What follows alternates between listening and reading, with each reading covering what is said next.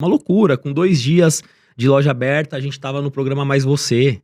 Quando chegou no 3º ano, por mais que esse barulho todo, esse sucesso, as coisas começaram a ficar difícil de novo. Sabe que você é levantar a porta, passar o dia inteiro e não abrir o caixa, você não vendeu uma água, um cafezinho. Fechamos.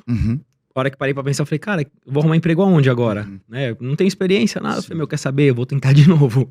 Quantos hambúrgueres você acha que vocês vão vender aqui? E na minha conta e do Renato, se a gente vender 30, 40 hambúrguer por dia, a gente tá rico. E foi um arrebento, uma loucura, uma loucura. Coisa de 2 meses, o Rê conseguiu recuperar todo o investimento dele.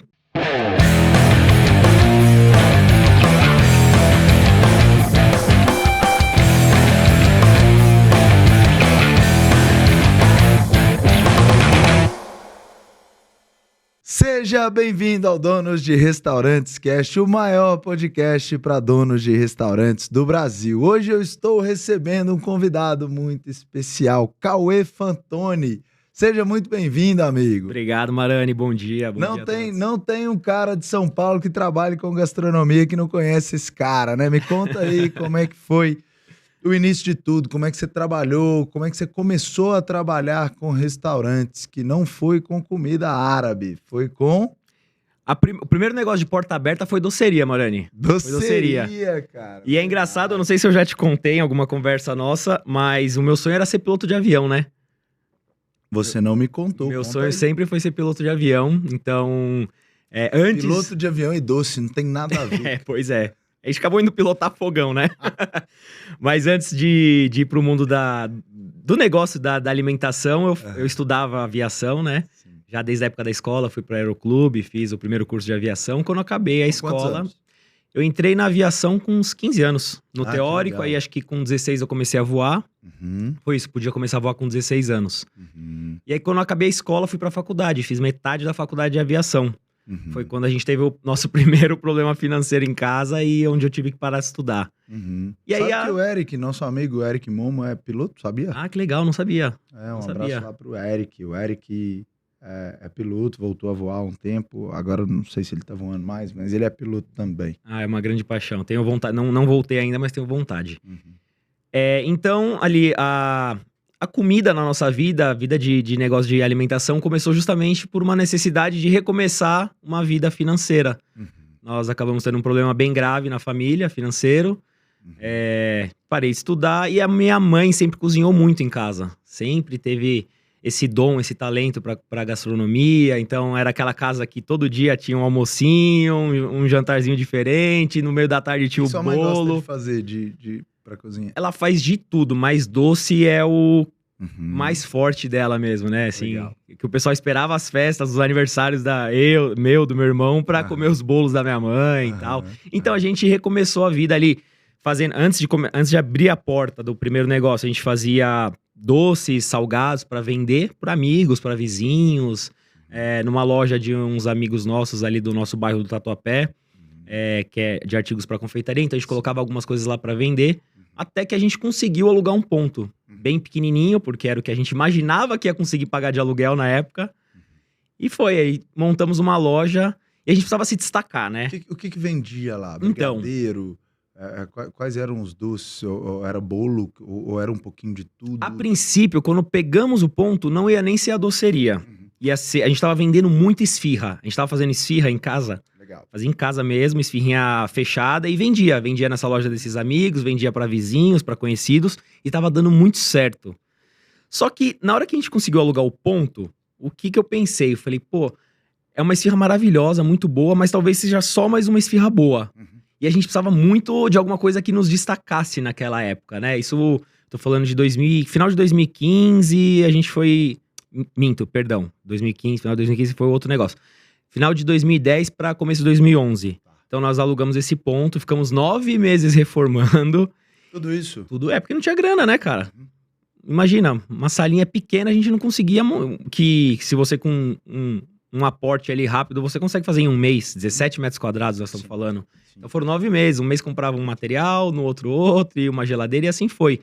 E aí Pagando aluguel. E nesse meio do caminho... Foi quando a gente sentou em casa pra conversar, falou, pô, tinha que ser alguma coisa que chamasse muito atenção agora, né? Uma coisa diferente, pra fazer barulho e a gente conseguia crescer rápido, né? Porque a gente tava muito mal mesmo de grana, assim, numa dificuldade tremenda. Aí eu lembrei que minha mãe fazia esses quindins. Era uma doceria especializada em quindim. Então chamava Bendito Quindim. A gente fez 16 sabores de quindins. Que era um diferencial, não tinha isso na época. O que você encontrava... 16, cara. 16 sabores. Cara, tinha tudo que você imagina de sabor de quindim. Sim. Na época tinha as docerias de brigadeiro de vários sabores, que estavam já fazendo um sucesso legal e tal. Aquilo, óbvio, me trouxe essa inspiração de, pô, se os brigadeiros estão fazendo sucesso, se de repente o quindim, que ainda não tem nenhuma marca fazendo quindim de vários sabores, não vai chamar atenção, né? Então vamos tentar. A princípio, minha família ficou meio assim, pô, mas a esfirra já tá dando certo, a gente não tem margem pra dar errado, né? Vamos no que já tá certo. Mas aí passou uns dias, eu consegui convencer.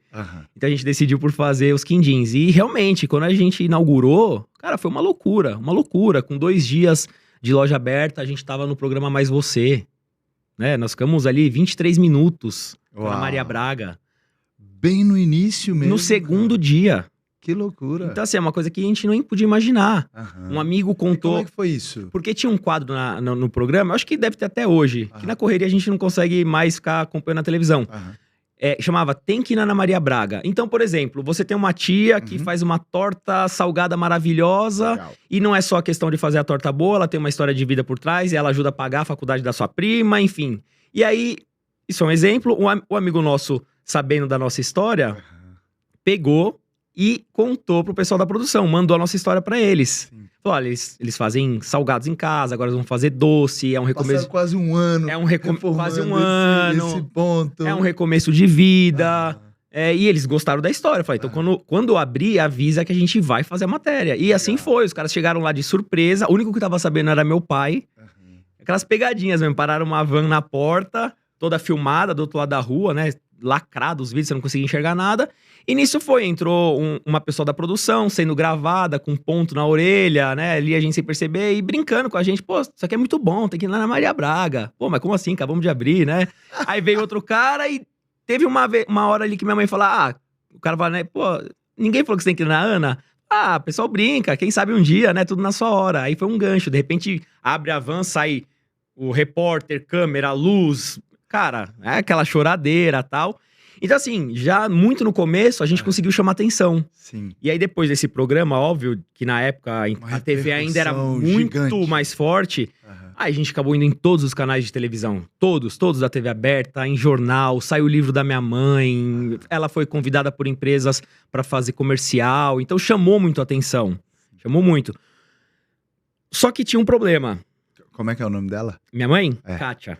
Dona Kátia ficou famosa pelos quindins. Ficou famosa pelos quindins, ficou bastante. Só que a gente tinha um problema ali. A nossa rua, ela era 100% residencial. Um pouco afastado do miolinho do nosso bairro ali, onde tá mais agitado, onde tem a concentração de restaurantes, cafés. Então, assim, o que acontecia? O nosso produto era doce. A gente só abria de tarde. Então, não tinha muito aquele apelo da pessoa parar o meio da tarde dela ali, pegar o carro e ir até a nós para comprar só um quindinzinho e tomar um café. E quando acontecia, o ticket era baixo. Assim, durante a semana era muito difícil.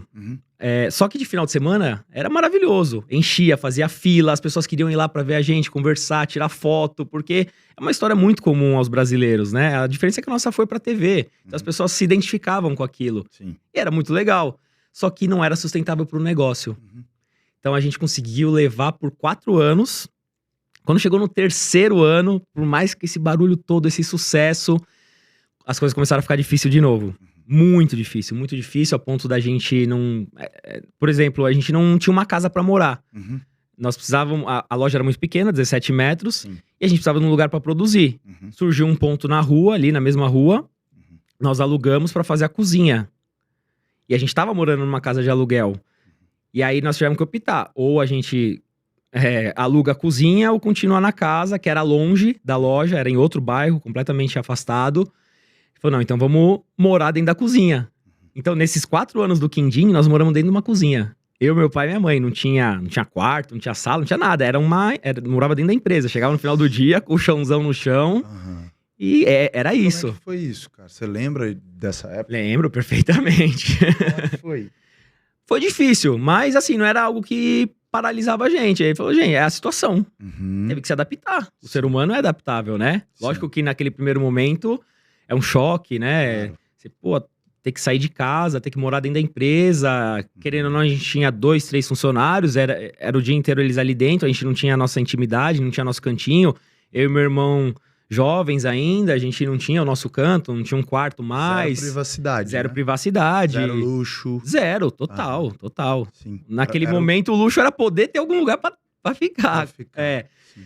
E assim foi, em todos os anos que a gente teve. Só que no terceiro ano, Uhum. foi quando a coisa apertou de vez mesmo. Uhum. E junto disso, nós não tínhamos experiência de ter um negócio. Uhum. Né? Eu tô falando Por ali... que você acha que chegou nisso? Assim, já que vocês tiveram um tempo onde tinha uma demanda muito grande, então vocês conseguiam vender. Talvez foi, a gente não sabia cobrar direito, a gente não sabia o que fazer com a grana. Você tem uma ideia do que... Porque eu acredito que muitas pessoas passam por isso. Com então certeza. Eu queria entender um pouco mais sobre isso. Sem dúvida, a nossa falta de experiência. Aham. A internet ainda não era tão forte nessa parte de ensinamento grátis, como a gente Sim. pode ter aqui com você, Claro. acessar lá vários vídeos e, é uma escola aquilo, Sim. né? Onde a gente vai aprender até com os problemas dos outros, né? E com as dicas. Aham. Então ainda não existia tanto isso. Nós em casa não tínhamos estudo para isso. Eu acredito que isso foi o ponto principal, a falta da parte técnica mesmo, né? Sim. O fator que a casa só funcionava praticamente 8 dias no mês, porque a gente só vendia de sábado e domingo praticamente. Faz todo sentido isso. Então, Muito. eram 4 adultos já, vivendo de 8 dias no mês, tendo que Sim. pagar aluguel da loja, tendo que pagar aluguel da cozinha que a gente trabalhava e morava. Uhum. E comer, se alimentar, viver também, né? Tem 2 pontos aqui que eu quero chamar a atenção, Cauê, da galera que tá assistindo agora pelo Instagram, pra galera que tá no Spotify. 2 coisas importantes que o Cauê tá trazendo aqui que geram uma boa reflexão pra gente. Em primeiro lugar, a família toda depender de um negócio de alimentação, de um restaurante ou de qualquer outra coisa. A gente tem muitas pessoas no Brasil, milhares e milhares de pessoas que passam por isso e não tem nada de errado passar por isso, mas é um ponto de atenção porque um negócio ele pode passar por crises, ele pode passar por dificuldades. E quando a gente tem toda a família ali dependendo de um único negócio, a gente tem um risco muito maior. Então, quando a gente tem a oportunidade de diversificar os negócios, quando a gente tem a oportunidade de abrir novos negócios, quando a gente tem a oportunidade da família inteira não depender daquilo, Sim. é algo que faz sentido olhar para essa oportunidade, para a gente não deixar que as crises possam nos colocar em situações difíceis. Uma segunda coisa importante eu digo que, na minha visão, um restaurante precisa ficar aberto a maior parte do tempo possível e todos os dias do mês. É claro que a gente tem que olhar as nuances, a gente tem que olhar as particularidades de cada negócio, mas faz muito sentido a gente olhar para os modelos que prosperam há muitos anos. Vamos trazer aqui como um exemplo ilustrativo, Cauê, Sim. a McDonald's. Pô, o McDonald's hoje você consegue tomar café da manhã, você consegue almoçar, você consegue comer alguma Meio coisa da à tarde, tarde. se você estiver ali na correria. À noite também você consegue fazer alguma coisa, tanto no delivery quanto num drive-thru e até na loja presencial. Então a gente tem uma ocasião de consumo de manhã, de tarde e à noite, todos os dias. Você não vai ver uma McDonald's fechada num domingo, numa segunda, numa terça, numa quarta. É um modelo que funciona todos os dias. Perfeito. Como eu disse, a gente precisa respeitar cada modelo. Por exemplo, o cara tem, às vezes, um pesqueiro, né? Tem ali um pesca e paga e me fala, Marani, como é que eu vou abrir isso aqui todos os dias? Obviamente, nem todos os negócios podem ficar abertos todos os dias, mas a gente tem que olhar se o custo da oportunidade vale a pena. Porque um negócio como o de vocês, que ficava aberto só, ou pelo menos tinha movimento só 8 dias por mês, é muito pouco para fazer receita. E metade do dia ainda para pagar custo fixo, para pagar eventuais funcionários com o crescimento do negócio e para alimentar toda uma família. Então ficam esses 2 pontos para que a gente pense mais na vulnerabilidade do seu negócio ali, na fragilidade do seu negócio e também nessa parte de que o restaurante precisa estar aberto mais dias por semana, por mês, entre outras coisas. Sim, mais. Essa é uma das lições que eu ficaram aprendi. aprendidas, né? Mas pode continuar. Hoje me dá arrepio pensar não abrir o restaurante num dia. É verdade. Às vezes eu vejo... Uma das coisas que eu corrijo rapidamente quando a galera entra no DDR é: Marani, eu folgo segunda-feira. Eu falo, me dá um motivo pra você folgar na segunda-feira. Você, como dono do negócio, você pode até folgar, não tem nada a ver. Mas o que a gente precisa é de uma escala de folga e o que a gente precisa é de um bom trabalho de marketing para que nessa segunda-feira seja um dia que traga rentabilidade para o seu negócio. Sem dúvida. Pode continuar. Então, chegando ali no terceiro ano, foi quando a corda apertou mesmo. E, cara, desse terceiro pro quarto, que foi o último ano, a gente parou de pagar aluguel da cozinha. Então, chegamos ao ponto de um ano ali sem pagar aluguel. O que aconteceu? Ordem de despejo. Uau. O oficial de justiça bateu na porta. E o cara era nosso cliente. O oficial, olha que loucura. O oficial de justiça era nosso cliente. Então, ele foi designado a nos comunicar. Óbvio que eu não vou falar quem é, mas ele... Quando ele ficou sabendo, em off, ele foi até nós e falou: gente, eu não sei nem como falar isso pra vocês, mas daqui uns dias eu vou voltar aqui. Sim. E não vai ser por um bom motivo. Aconteceu isso, isso e isso. Então preparem-se aí. A ordem vai chegar, vocês serão despejados. Eu tô vindo aqui pra ver se vocês têm alguma solução que dê pra entrar ali ainda com pedido e pagar alguma coisa. Boa, hein, cara? Só que, cara, a gente não tinha só se fazer. vendesse a roupa do corpo. Não tinha mais nada. Sabe que não tinha o que fazer? Não tinha o que fazer. O Quindim chegou nesse terceiro ano, cara. Não sei quem tá assistindo, se já passou por isso, vai entender, vai se identificar, vai ver a dor que é de não abrir o caixa. Sabe que você levantar a porta, passar o dia inteiro e não abrir o caixa. Você não vender uma água, um cafezinho, cara. Pro comerciante, acho que é a coisa mais dolorida que existe. Sim. Eu já antes de fechar, né? Sim, eu já tive isso na pizzaria. Já teve dia no início que a gente não vendeu nada. E aí, quando as pessoas me perguntam isso: Marani, você já pensou em desistir? Eu falo: óbvio que sim, cara. Claro que sim. Claro que eu já passei por muita dificuldade. É porque nessa parte que você tá trazendo, Cauê, além da gente não ter além da gente não ter as vendas ali, que é o viés financeiro, o viés emocional é talvez muito mais significativo, né? É o que mais derruba, né? É o que mais derruba. Todo mundo ali sem saber, você não vê mais perspectiva. Você não consegue enxergar, você tem fé, vou conseguir, mas você fala, quando? O que vai acontecer? Porque você fala, eu já tentei de tudo, já foi. Sim. Né? Então, assim, chegou aquela notícia e foi aí que eu sentei com a minha família e eu falei: gente, não tem mais o que fazer, vamos fechar. Vamos fechar. Não tem mais que a gente ficar insistindo. A bola de neve já tá gigante, era banco, era aluguel, já era fornecedor, não tem mais o que a gente fazer, né? Então foi quando, ali para outubro de 2015, nós decidimos fechar. Bom, vamos fechar. Beleza, fechamos. E agora? O que nós vamos fazer da vida? Eu não tinha terminado minha faculdade, eu fazia aviação. Não tinha muita experiência fora, tinha trabalhado umas 2 vezes. Apesar da aviação, eu sempre quis ter meu negócio. Sempre foi uma vontade. Então, acabei sempre fazendo alguma coisa por mim mesmo. Tinha pouca experiência fora. Meu irmão, idem. Meus pais abalados pra caramba. Porque imagina, você chegar ali na sua metade da vida ali já e tendo que recomeçar de novo pela segunda vez, ainda pior. Você olhar, você já não tem mais uma casa própria, porque a gente chegou a ter né? Sempre moramos em casa própria, até primeiro o problema financeiro, que foi onde veio a doceria. Então, você já não tem mais uma casa própria, você já não tem carro, seus filhos não conseguem mais estudar. Imagina a cabeça dos dois como é que estavam naquele momento, né? Então, todo mundo realmente deprimido em casa, todo mundo mal, você não via uma luz no fim do túnel, né? O que eu vou fazer da vida?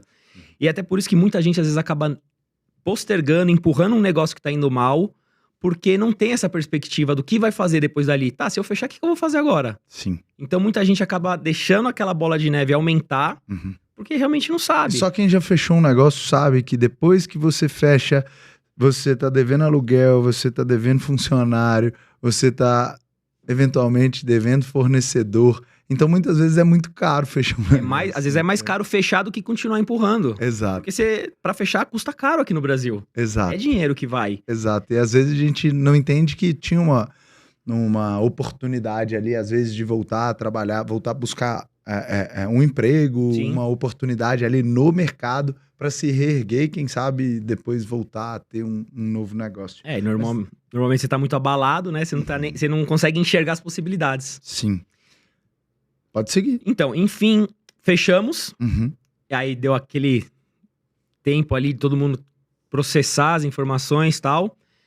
Eu, de novo, a hora que parei pra pensar, eu falei, cara, eu vou arrumar emprego aonde agora? Uhum. Né? Eu não tenho experiência, nada. Eu Sim. falei, meu, quer saber? Eu vou tentar de novo. Uhum. Vou tentar de novo. Aí, conversando com os amigos e tal, veio a ideia de fazer uma hamburgueria ali. Naquela época, 2015, tava começando a acelerar bem esse lance das hamburguerias, né? Sim. Tava começando a pipocar, ainda não tinha dado aquele boom gigantesco, mas tava começando forte. Uhum. Só que eu não tinha dinheiro. E a doceria, ela era toda com cara de doceria mesmo. A gente vendia quindim, então a gente tinha aquela azulejinho mais português, tudo. Falei, não tem a mínima condição de eu abrir uma hamburgueria com esse conceito que tá aqui dentro. Ninguém vai entender nada. E eu não tinha dinheiro nem pra comprar uma chapa da mais barata, né? Então, fui atrás de arrumar dinheiro. Falei, vou conversar com um amigo. Aí fui trocar uma ideia com um amigo meu de infância. Expliquei a situação que estava acontecendo e tal. Ele trabalha até hoje, tem empresa com a família no ramo de reforma, construção. Falei, Cauê, eu queria montar uma outra coisa a parte da minha família. Eu não entendo nada desse ramo, nunca fritei um ovo na vida, mas se você topar que eu seja um sócio investidor, levanta as informações, vê o que precisa comprar, se couber no meu bolso, a gente tá junto, vambora. Sim. Né? Falei mais ou menos o que eu achava que ia gastar, ele falou, bom, isso cabe pra mim, então vambora, beleza, vambora. Nesse mesmo dia, isso foi em Guarulhos, essa conversa, era um amigo meu de infância de Guarulhos. Nesse mesmo dia, eu voltei pro Tatuapé e encostei no restaurante de um outro colega do bairro ali. E fui bater papo com ele, eu gostava de ir ali conversar. Falei, o Renato, né? Falei, pô, Rê, conversei com um amigo meu ali, onde era a doceria, vou montar uma hamburgueria. E eu já tinha conversado com o Renato. O Renato já falava pra mim, pô, aqui acho que ia dar uma hamburgueria, hein, Cauê? E aí contei pra ele. No que eu contei pra ele, ele falou, opa, tô de sócio com você nisso aí, vou entrar nessa hamburgueria com você. Eu falei, cara, não dá, meu, Não é 17 metros quadrados uma hamburgueria ali, 2 sócios já não Já sei o que vai muita acontecer, gente. porque no quindim já era difícil, não sei se a hamburgueria vai dar certo, no mesmo ponto, assim, que não tinha dado certo. Vamos insistir de novo. Ele falou, meu, eu também não tô legal aqui, ele tinha um negócio de comida espanhola, ele fazia as paellas em caixinha. Né? Tipo aquelas caixinhas de comida chinesa, de delivery. E então viajava super bem, porque o cara podia dar pirueta que não machucava a comida. Era o arroz com frutos do mar ali dentro da caixinha, bem preso. Então era um negócio muito legal, mas acho que era à frente um pouco da época. E também tava patinando ali, não tava indo. Ele, Cauê, não tô indo legal aqui, acho que vai acabar fechando. Eu preciso recomeçar num negócio pequeno, que nem isso aí. Paeja na caixinha, tá aí, nunca vi isso, hein? Era Parece muito bom, boa, era muito cara. gostosa. Parece bom. É muito legal. Eu amo paeja. Eu Paeja também incrível. sou suspeito, eu gosto. E ele falou isso, ele falou, meu, não tá legal, eu não tô indo bem, eu acho que vai fechar, Sim. e eu preciso recomeçar. Aí sabe quando te dá? Um estalo. Me deu. E eu falei, pô, mas o que eu vou fazer agora? Eu falei, já tem esse meu amigo. E ele falou, meu, não tô falando que eu vou entrar com vocês. Não seremos 3. Fala pro seu amigo que ele não tá, vai ser eu e você. Aí foi quando eu falei, cara, ele tá na mesma situação que eu. Meu amigo tava bem, tranquilo, resolvido na vida já. E o Renato tava na mesma situação que eu. Faz muita diferença isso que você tá falando. Faz muita diferença quando a gente tá buscando um sócio, o cara na mesma energia, na mesma pegada. Ontem a gente teve a oportunidade de ver um bate-papo ali, né, com um dos caras que trabalhou na maior expansão aí de redes de restaurantes no Brasil. E ele tava falando que na escolha do sócio operador, tem que escolher o cara sangue no olho, né? É isso Tem aí. que escolher o cara que tá ali lutando por uma batalha que o cara precisa, né? Sim, exatamente. E eu senti aquilo, sabe? Mas aquela energia que você sente até de arrepiar, você fala, é isso, é isso. O cara, é matemática. Os dois estavam no menos e menos vira mais. Era matemática. Dois malucos. Eu falei, Rê, cara, me dá um dia, deixa eu ver o que eu vou fazer da vida. No dia seguinte eu voltei pra Guarulhos. Sentei com esse meu outro amigo, Gabriel, isso. Conversei com outro colega lá do meu bairro, ele tá nessa situação também, ele quer recomeçar. E esse meu amigo foi muito compreensível. Ele falou, eu quero te ajudar. Lógico que eu tô querendo investir em um novo negócio, mas minha ideia é te ajudar nesse momento. E se você me disser que você montar com esse outro colega... O Gabriel era meu amigo, o Renato era meu colega de bairro só na época. O Gabriel era meu amigo de infância. Ele falou, cara, se isso for te ajudar, tá tudo bem. certo, manda bala, vai com ele. E foi muito legal, assim, eu aliviei, né? Porque eu falei, pô, posso perder uma amizade agora. Foi muito legal, cheguei, deu certo, vambora. Montamos a hamburgueria ali do final de 2015 pra começo de 2016. Sim. inauguramos e, cara, foi mão de Deus, assim, eu acredito. Lógico que a gente usou tudo que E momento difícil econômico do país, me lembro, hein? Era 2015, terrível, a gente terrível. passou por uma recessão. Terrível, Momento difícil, né? momento muito complicado. O Renato tinha assim, não é que ele tinha dinheiro pra montar, ele tinha um valor guardado. Ele falou, tem um valor em caixa, que é Sim. pra dar na chave do... Ele tinha casado e ainda tava morando com a esposa na casa dos pais dele. Ele falou, Cauê, o prédio vai sair, eu preciso dar na chave do apartamento esse dinheiro e tem um cartão de crédito guardado que eu nunca nem desbloqueei porque eu não tenho pra gastar. Eu tenho o limite, mas eu sei que eu não vou ter dinheiro pra pagar, então eu nunca desbloqueei. Vambora. Falei, cara, se isso aí não acabar com o seu casamento, se der errado, vambora. Porque era o dinheiro do apartamento. Ele falou, não, vamos. Aí compramos, fizemos uma reforma, coisa básica, só mudamos um pouco da cara, tiramos azulejo, pintamos parede, madeira na parede, o mais barato dos materiais que a gente encontrou, a gente usou. Mas bem feito, bonito, com bom gosto, nada largado, nada jogado, tudo bonitinho no seu lugar. Compramos a chapa a mais em conta que nós encontramos, a fritadeira mais em conta que nós encontramos e que a gente entendia que ia atender. Sim. E foi, montamos. E ali é o que eu falo, foi mão de Deus, junto com o que a gente aprendeu com os erros. Sim. Em coisa de 2... Eu nunca vi isso na minha vida, assim, que eu tenha vivido. Em coisa de 2 meses, o Rê conseguiu recuperar todo o investimento dele. Uau, foi muito rápido. Foi muito rápido. Como é que você aprendeu a trabalhar com hambúrguer? Sempre gostei, né? Sempre gostei muito de hambúrguer.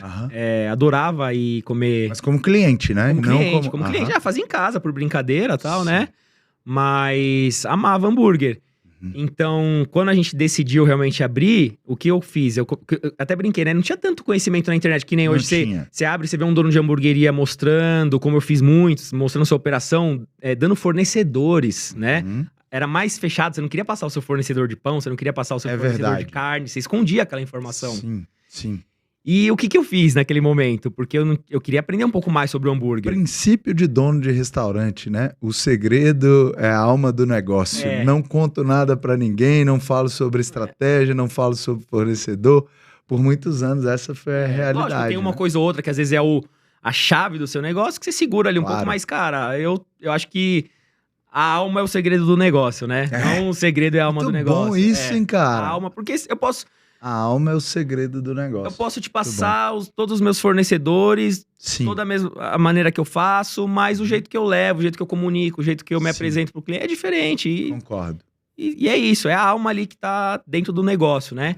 Então, o que eu fiz? Qual foi a minha pesquisa? Eu não tinha muito o que procurar na internet. Poucas coisas tinham. O que eu fiz? Eu peguei as hamburguerias que eu achava que eram as melhores, que eu adorava. Eu não sei se eu posso falar nome aqui. Pode, claro que sim. Eu ia no Zedeli, né? Adorava comer um hambúrguer no Zedeli. Essa era a única coisa que era o meu luxo, poder sair pra comer um hambúrguer. Adorava ir no Zedeli. Então eu ia na porta do Zedeli, eu ia na porta do 12 Bistrô na época, que depois virou... Hoje ele é até sócio do Pérez Burger, do Guarita.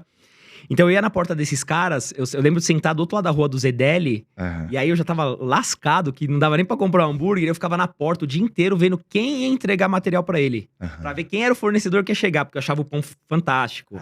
A carne é muito boa, eu preciso ver quem tá entregando. Essa foi a minha pesquisa de mercado ali pra conseguir entender como é que funcionava a operação. Né? Quem eram os fornecedores, porque eu falei, esses caras estão se destacando porque eles estão usando coisa boa. E foi isso, eu fiquei ali olhando e tal, aí começamos a fazer os testes também, eu e o Renato ali, a gente mesmo fazendo e tal, enquanto terminava a obra, e inauguramos. Eu lembro que o primeiro fornecedor de... Cauê fez um trabalho de espionagem industrial nesse momento. Isso aí. Espionagem do hambúrguer. O que não tem nada de errado, quanto a gente fala sobre fazer benchmarking, né? Eu preciso aprender e quero até deixar aqui registrado para quem está nos assistindo, tem um livro chamado Sonho Grande, que é de 3 dos maiores bilionários do Brasil, Marcel Telles, Beto Sicupira e Jorge Paulo Lemann. Eles contam que quando eles compraram a Ambev, eles não sabiam nada de cerveja.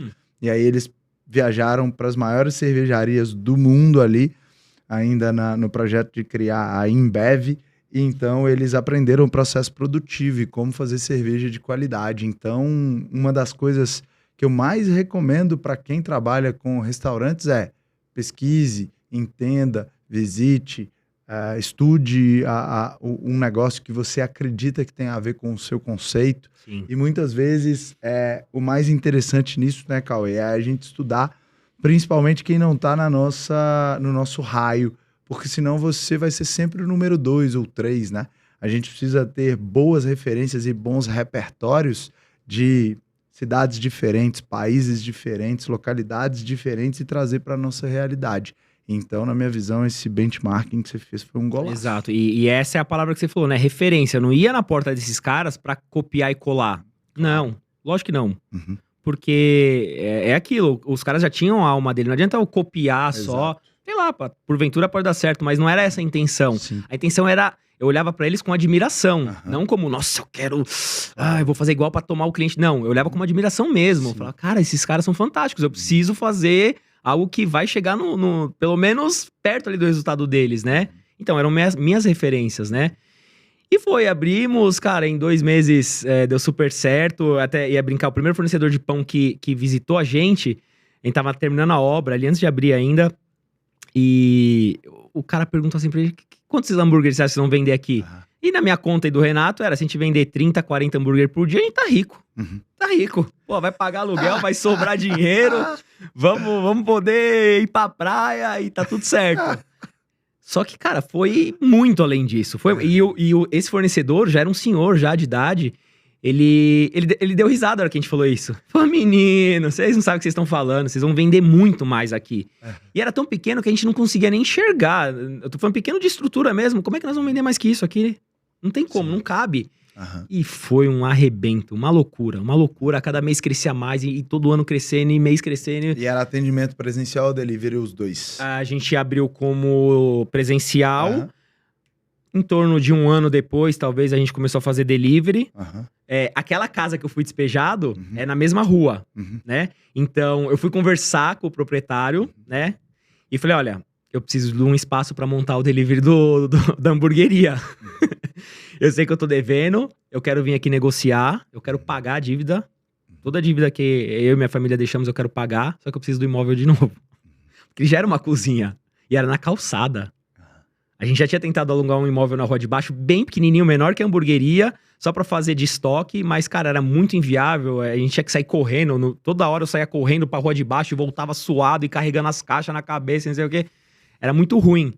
E aí surgiu a oportunidade, o imóvel ficou vago, eles resolveram pôr pra alugar de novo, e aí fui lá pedir, e o cara aceitou. Verdade. Falou, beleza, paga a dívida e pode pegar de volta. O aluguel é tanto, vai pagar? Vamos pagar. E foi, cara. Nunca demos uma brecha depois. Pegamos de novo, eu paguei toda a dívida. Até hoje eu não tô mais na hamburgueria, mas até hoje tá com a hamburgueria, o imóvel. E foi muito legal, cara. Foi uma história muito bonita, assim, da hamburgueria, que eu falo que realmente foi, lógico, muito do que a gente aprendeu, mas tinha que ser daquele jeito. Até pros outros negócios, quando eu tive sócios, as pessoas olhavam muito pra história do Doc, eu falava, olha, o Doc é hamburgueria, né? Não pega como referência, assim, essa velocidade que aconteceu, porque isso é raridade, cara. Eu tinha essa preocupação, né? Porque o cara olha e fala, não, o Cauê deu certo muito rápido, ali vai dar certo em outra coisa. Não é assim. A gente sabe que não é assim. Aconteceu, 1 em 1 milhão ali e foi. Mas... E me conta uma coisa, como é que foi essa transição? Hoje você tá à frente de um restaurante incrível, continua frequentando programas de TV. É verdade. Não mais como hambúrguer, mas... Não mais como hambúrguer, mas como comida árabe. Isso. E eu tive a oportunidade de te fazer uma visita, adorei, vivi uma experiência muito legal no seu restaurante. Fiquei muito feliz com tudo que eu vi. Tem uma outra coisa que me chama muita atenção, que é a decoração de Natal. Fala dela. Aquela decoração de Natal, na minha visão, eu nunca vi nada mais bonito do que aquilo. Pra mim... É top one Brasil e talvez... Fantástico. Cara, como é que vocês tiveram aquela ideia de fazer uma decoração que eu tenho certeza que custa uma baita grana e dá um puta trabalho? É literalmente um investimento. Muito disso, assim... A maior parcela, a culpada disso, no bom sentido, é a Monique, né? Que tá aqui com a gente, nesse podcast. Minha companheirona, minha mulher... Amor da minha vida.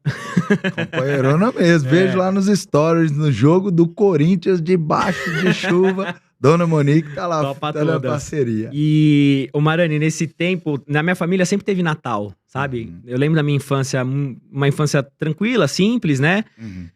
Mas minha família sempre cultuou esse negócio do Natal. Sempre tinha Papai Noel, por mais que era pra visitar ou dar um presentinho, todo ano tinha. E quando eu fiquei adulto, quando tudo aconteceu, as coisas foram acontecendo, a gente foi indo pra essa loucura da vida adulta, se perdeu. Se perdeu. Eu perdi o gosto por Natal, eu perdi o gosto por comemorar aniversário, né? Minha vida era só trabalhar. E então, assim, muitas coisas a gente foi perdendo. E esse ramo nosso, ele é difícil, né? Muito. Quando você tá muito na operação, você perde... Você não tem mais datas comemorativas, você não tem Dia das Mães com a sua mãe, você não tem Dia dos Pais, você não tem aniversário de primo, você não tem mais nada. Você não tem churrasco de domingo com a família. Sim. Afinal de contas, a gente faz a diversão das outras pessoas, né? E a gente vai aceitando aquilo e vai se afastando cada vez mais de tudo. E quando eu conheci a Monique, foi quando o Zayn, que é o árabe, é uma casa que eu havia saído e retornei. Logo que eu retornei, nós nos conhecemos e a Monique veio junto comigo e abraçou aquela causa. Era uma casa que a gente precisava recuperar.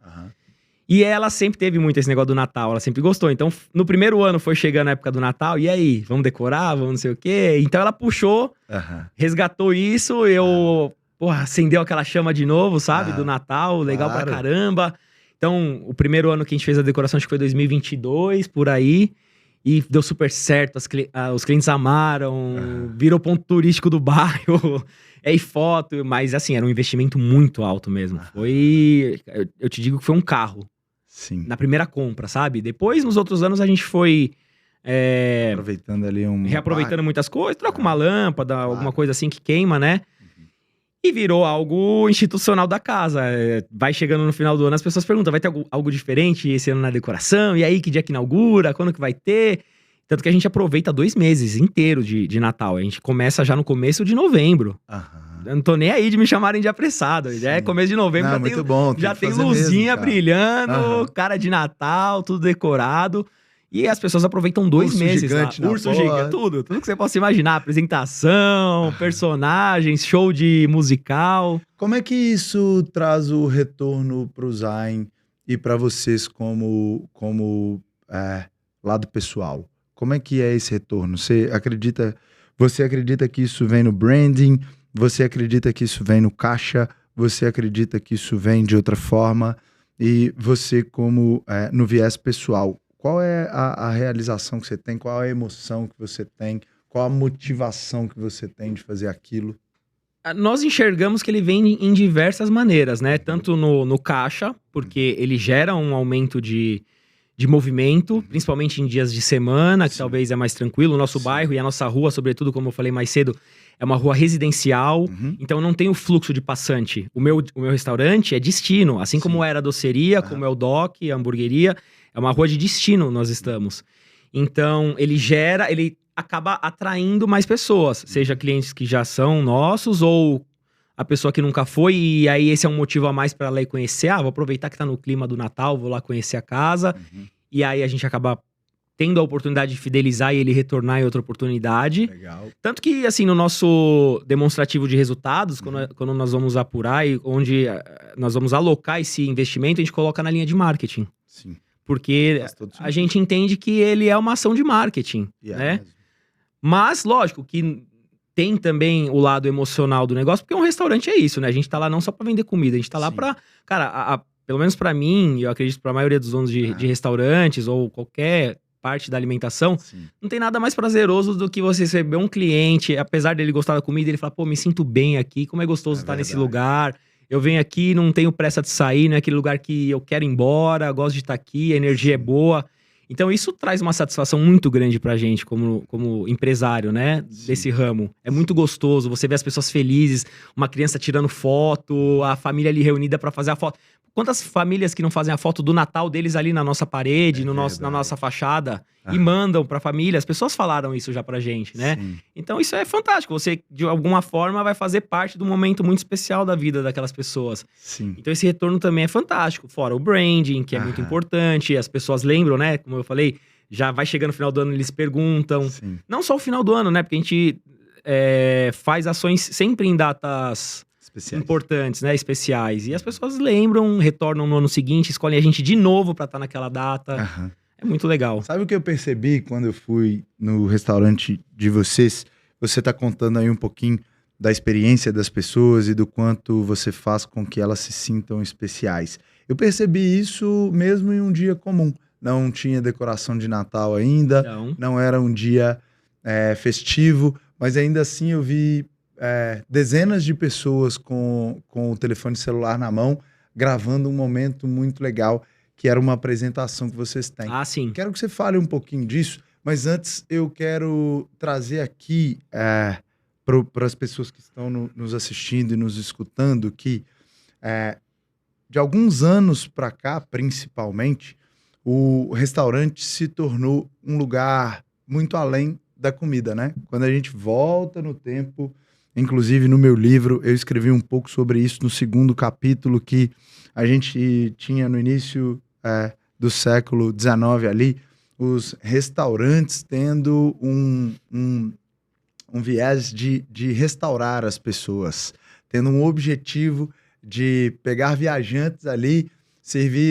antigamente servia-se sopas para que eles continuassem as viagens. Sim. Ao longo do tempo isso foi se desenvolvendo, várias coisas vieram como o próprio fast food, e hoje em dia a gente tem uma busca muito maior pelo entretenimento, uma busca muito maior pelas famílias estarem juntas na mesa, que é o momento que elas conseguem estarem juntas. A gente tem amigos que querem fazer um happy hour ou qualquer coisa, bem parecido com o que a gente fez ontem, por exemplo. Então, no restaurante de vocês, eu vi o cuidado e vi a ênfase que vocês dão no show que vocês apresentam. E o show não só ali de música, mas, cara, sabe qual a imagem que me veio na cabeça? Que a gente super riu juntos, eu, você e a Monique e o pessoal que estava lá, o pessoal da minha equipe que foi te visitar, o motoboy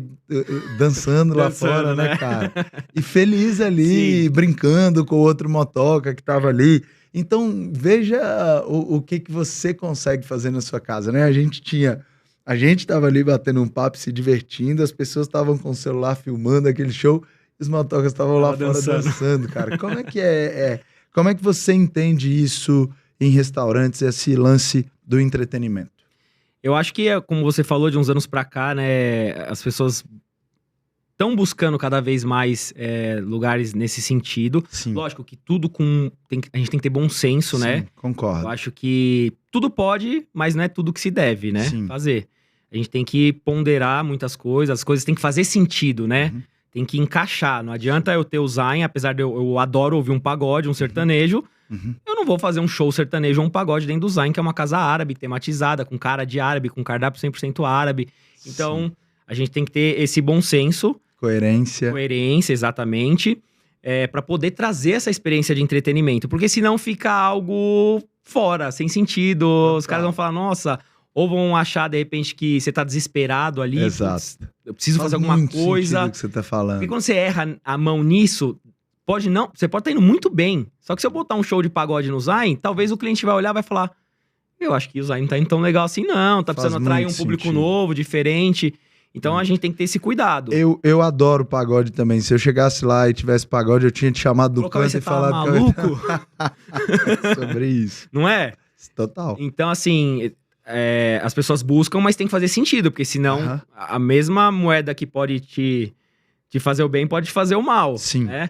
Então é isso, tudo com sentido. E as pessoas, principalmente, eu vou falar de São Paulo, que é onde eu vivo. É uma cidade dura. Sim. É uma cidade que a gente trabalha muito, é uma cidade que a gente tem pouquíssimas opções de lazer em São Paulo. Nós temos 4 ou 5 parques grandes, temos teatros, e é isso, cara. E a gente na correria do dia a dia aqui, uma cidade que você se preocupa muito na parte do trabalho, as pessoas ficam carentes de se divertir. Ficam carentes de ter um momento diferente no meio do dia. Você tem que esperar o seu domingo, quem tem final de semana, tem que esperar lá chegar no final de semana para ter alguma coisa diferente. E quem não tem é todo dia trabalhando, como a gente.